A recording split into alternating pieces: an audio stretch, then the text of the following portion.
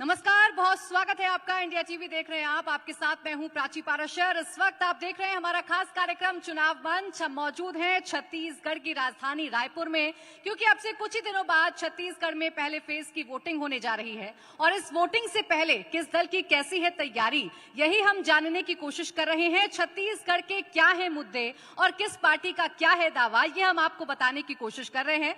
इस वक्त मेरे साथ मंच पर मौजूद हैं खास मेहमान, बीजेपी प्रदेश अध्यक्ष, बिलासपुर से सांसद और लोरमी से बीजेपी के कैंडिडेट अरुण साहू जी। आपका बहुत बहुत स्वागत है अरुण जी। बहुत धन्यवाद प्राची जी, आपका बहुत धन्यवाद। देखिए, चूंकि चुनाव अब बहुत नजदीक आ गए हैं, तो पहला सवाल तो मेरा आपसे यही है, कैसी है तैयारी आपकी? बहुत पुख्ता तैयारी है। छत्तीसगढ़ में भारतीय जनता पार्टी का बहुत ही मजबूत संगठनात्मक आधार है और पूरी मजबूती से भारतीय जनता पार्टी के एक एक कार्यकर्ता चुनाव के मैदान में जुटे हुए हैं। और जैसे आपको पता है कि हमने बड़ी संख्या में पहली बार चुनाव लड़ने वाले ऐसे 48 प्रत्याशियों को चुनाव के मैदान में उतारा है। वहीं अपने सभी दिग्गज और प्रमुख नेताओं को चुनाव के मैदान में उतारा है। युवा चेहरे भी हैं और इसलिए बहुत मजबूत टीम भी हमने चुनाव के मैदान में उतारी है और बहुत गंभीरता से हम चुनाव लड़ रहे हैं। और निश्चित रूप से जो तैयारी हमारी है, हम पूरी तरह से आश्वस्त हैं कि जब 3 दिसंबर को मतगणना होगी, कमल खिलेगा और छत्तीसगढ़ खुशहाली और तरक्की की ओर आगे बढ़ेगा। ये कॉन्फिडेंस या इतने आश्वासित आप क्यों हैं? क्योंकि भूपेश बघेल तो हर जगह कहते हैं, कांग्रेस हर जगह कहती है कि ये छत्तीसगढ़ का वो मॉडल है जो गुजरात मॉडल से भी बहुत बड़ा मॉडल है और हम पूरे देश में इस मॉडल को दोहराएंगे। आज तो राहुल गांधी भी यही कह रहे हैं जब वो धान के खेत में जाकर रोपाई कर रहे हैं। ऐसा वही व्यक्ति कह सकता है जो छत्तीसगढ़ की जमीनी हकीकत से वाकिफ न हो। वास्तव में 5 साल में भूपेश बघेल की सरकार ने जो दुर्दशा छत्तीसगढ़ की है, आम व्यक्ति आज छत्तीसगढ़ का परेशान है। ऐसा कोई वर्ग नहीं जिससे सरकार ने ठगने का काम ना किया हो, धोखा देने का काम ना किया हो। और सरकार का मूल काम क्या है? यदि डेवलपमेंट की बात करें तो यह मुझे लगता है कि हिंदुस्तान की वाकई पहली ऐसी सरकार होगी जिस सरकार ने 5 साल में एक नया प्राइमरी स्कूल प्रारंभ नहीं कर पाई, एक नया प्राथमिक स्वास्थ्य केंद्र जो सरकार खोल ना पाए। उससे विकास की कोई कल्पना कर सकता है? न सड़कें, न पुल, न पुलिया, विकास पूरी तरह से ठप है। ये ऐसी सरकार है। इस सरकार ने किया क्या है? बड़े बड़े वायदे किए लोगों से 2018 में। आज कांग्रेस के नेता फिर से वोट मांगने आ रहे हैं छत्तीसगढ़ की धरती में और फिर से वादों का पिटारा खोल दिया है। और आप छत्तीसगढ़ आ रहे हैं, आपका स्वागत है, पर भैया आप छत्तीसगढ़ में आए हैं तो 2018 के वादों का हिसाब भी तो दे। कहां है वो 200 फूड प्रोसेसिंग यूनिट? कहां है वो शराबबंदी का वादा? आपने बहुत स्पष्ट रूप से कहा था कि हम 10 लाख युवाओं को बेरोजगारी भत्ता देंगे, 15,000 करोड़ रुपए। वादा क्या था? 15,000 करोड़ रुपए। बजट में 4.5 साल बाद प्रावधान किया। कितना किया? 250 करोड़। ये ऐसी सरकार चल रही है। यदि ये मॉडल कांग्रेस को पसंद है तो उनको मुबारक हो। वो जहां पर उनकी सरकार हो इस मॉडल को लागू करें। पर जहां तक 5 साल में छत्तीसगढ़ की दुर्दशा कांग्रेस पार्टी ने कर दी है, जितनी कल्याणकारी योजनाएं थी, जनहित की योजनाएं थी, सारी योजनाएं बंद हो गई। आपने कोई नई योजना लागू नहीं की। केंद्र सरकार की जन कल्याणकारी योजनाओं को भी आपने रोकने का काम किया, उस पर भ्रष्टाचार करने का काम किया और आज छत्तीसगढ़ को जिस दिशा में लेकर जा रहे हैं, छत्तीसगढ़ का आम व्यक्ति इस दिशा को लेकर चिंतित है कि कैसे कबीरधाम की घटना होती है, कैसे बीरनपुर में भुवनेश्वर साहू की हत्या होती है, सरकार की क्या भूमिका बनती है उसमें, दुर्ग भिलाई में मलकीत सिंह नाम के युवा की कैसे हत्या होती है, कैसे धर्मांतरण के विरोध करने वालों के ऊपर झूठे मुकदमे ये सरकार बनाती है। ये सारा कुछ छत्तीसगढ़ वासियों को चिंतित कर रखा है। तो ये तो ध्रुवीकरण के आरोप आप पर लगते हैं, मैं इस पर आऊंगी, लेकिन उससे पहले चूंकि आप कामों की बात कर रहे हैं तो भूपेश तो बहुत कॉन्फिडेंट हैं और वो कह रहे हैं आप झूठ बोलते हैं। वो तो हर मन से कहते हैं कि प्रधानमंत्री यहाँ आकर झूठ बोलते हैं। जितनी कल्याणकारी योजनाएं उन्होंने चलाई, गांव-गांव तक पहुंचे, किसानों तक पहुंचे, कर्ज माफी की बात भी वो करते हैं और एक बार फिर से वो कर्ज माफी करने वाले हैं। वो तो कॉन्फिडेंस है इन बातों को लेकर। देखिए, आज विकास की कल्पना तो कांग्रेस से की नहीं जा सकती है। कांग्रेस की पहचान दो ही चीजों से है, क्राइम और करप्शन, और वही काम छत्तीसगढ़ में हुआ है। ऐसा भ्रष्टाचार, ऐसा घोटाला कि घोटाले करने के लिए योजना बनाए। कोयला घोटाला एक पूरी तरह से फूल प्रूफ योजना बनाई, नियम बदला, प्रक्रिया बदली और घोटाला किया। शराब में भी वही किया आपने। और यह केवल भारतीय जनता पार्टी के आरोप नहीं है। आज आपकी सरकार में जो मंत्री हैं, जो आपके प्रदेश कांग्रेस कमेटी के अध्यक्ष हैं, उन्होंने डीएमएफ में घोटाले का आरोप विधानसभा में उठाया। आपके कितने नेताओं ने घोटाले का आरोप लगाया, पर भ्रष्टाचार का आरोप लगाए, और घोटालों का तो सिलसिला चल पड़ा है। कोयला घोटाला, शराब घोटाला, चावल घोटाला, डीएमएफ घोटाला, गौठान घोटाला, गोबर घोटाला, जमीन घोटाला। जिस शराब घोटाले की आप बात कर रहे हैं, भूपेश बघेल तो कहते हैं कि उस शराब घोटाले की जांच में आप सिर्फ नाटक कर रहे हैं। चूंकि हार का डर है बीजेपी को, तो ईडी सीबीआई अपने सबसे बड़े हथियार का इस्तेमाल किया जा रहा है। अगर इतना ही है तो हम तो तैयार हैं जांच के लिए, हम तो सीबीआई जांच की भी मांग कर रहे हैं। अभी तो ईडी की जांच जो चल रही है, आप अनुशंसा कर दें सीबीआई जांच की। करते क्यों नहीं है? करिए सीबीआई जांच का, शराब घोटाले पे, कोयला घोटाले पे, डीएमएफ के घोटाले पे करिए। दूध का दूध, पानी का पानी हो जाएगा। 8 महीने से लोग जेल में हैं, आपके अधिकारी, आपके डिप्टी सेक्रेटरी। 8 महीने से जमानत नहीं हुई है। और मैं तो हैरान हूं जब ऐसा कहते हैं कि राजनीतिक द्वेष व झूठा मुकदमा बनाया, ऐसा कहते हैं तो मुझे हैरानी होती है। छत्तीसगढ़ का आम व्यक्ति इस बात को जानता था कि कोयले में प्रति टन 25 रुपए की उगाही हो रही है। शराब दुकानों में 2 काउंटर होते हैं। एक काउंटर का पैसा सरकार के खजाने में जाता है, दूसरा कांग्रेस के खजाने में, कांग्रेस नेताओं के खजाने में जाता है। ये आम व्यक्ति जानता था, आम व्यक्ति को पता था। जब आम व्यक्ति को पता है तो आईटी और ईडी को पता चलना ही था। और जब आईडी और ईडी को पता चलना था तो ये जेल जाने का काम तो होना ही था।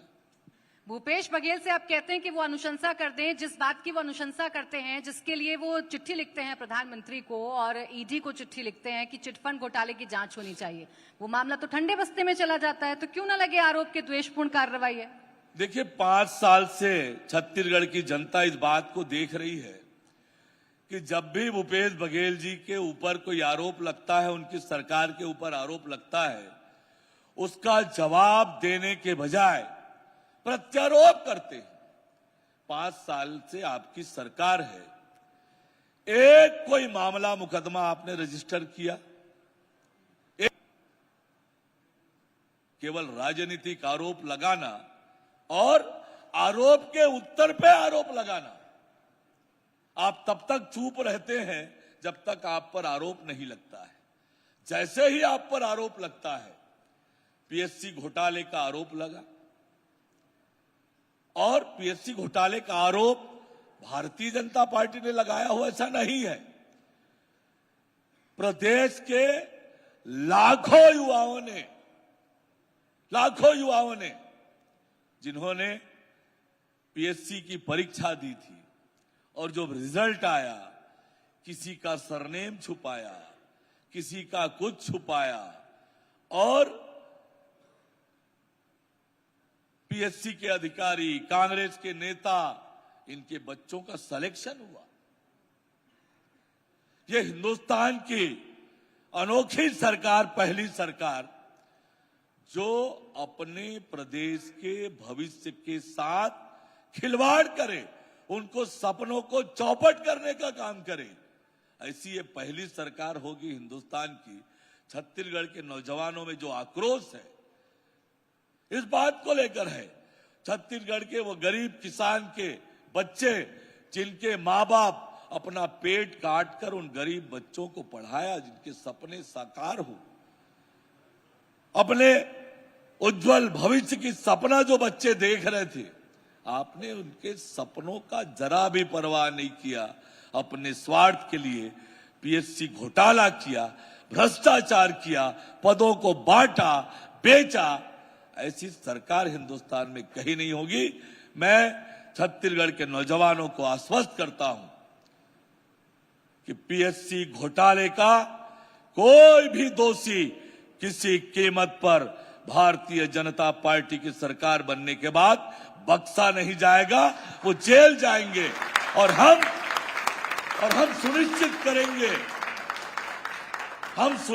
करेंगे कि नौजवानों के साथ कोई अन्याय न हो, निष्पक्ष और पारदर्शी भर्ती हो, चाहे वो व्यापम की भर्ती हो, पीएससी की भर्ती हो या विभागीय भर्ती हो। सरकार बनाने का दावा तो आप कर रहे हैं, भरोसा भी आप युवाओं को दिला रहे हैं, लेकिन सरकार का चेहरा कौन होगा, ये बताने में क्यों अभी भारतीय जनता पार्टी पशुपेश में फंसी हुई है?